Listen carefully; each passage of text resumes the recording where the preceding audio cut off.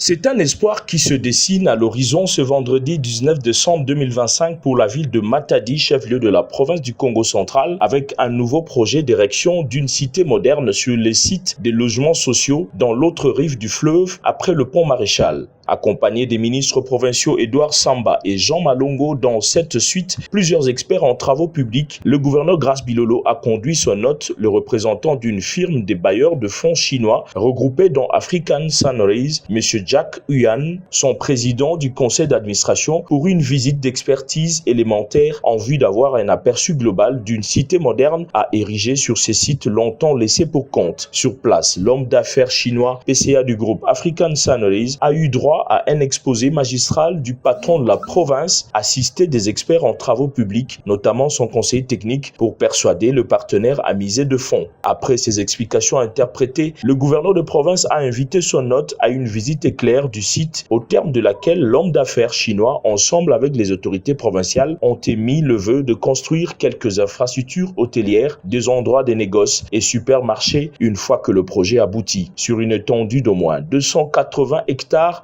l'ancien projet du gouvernement provincial du Congo central visait construire 300 logements sociaux repartis dans 3 quartiers selon la classe sociale. Avec ce nouveau projet de la construction d'une cité moderne qui se négocie avec les partenaires de la province, le gouvernement provincial du Congo central pourra loger les agents et cadres des institutions provinciales, étatiques et privées, mais aussi donner à crédit quelques logements à la classe sociale moyenne. L'idéal est de désengorger la ville de Matadi surpeuplée, notamment par la promiscuité observée à la cité. Cette étape de discussion qui pourra mettre les choses au clair sur le budget à placer fait suite aux pourparlers entamés récemment à Kinshasa avec ce groupe d'hommes d'affaires chinois, au cours duquel le vice-gouverneur Prosper Ntela, accompagné du ministre Edouard Samba, ont été dépêchés par le gouverneur de province. African Sunrise, cette firme chinoise d'hommes d'affaires, a une expertise de 25 ans dans l'investissement immobilier et infrastructurel, présent en Angola, en Namibie et dans d'autres pays en voie de développement.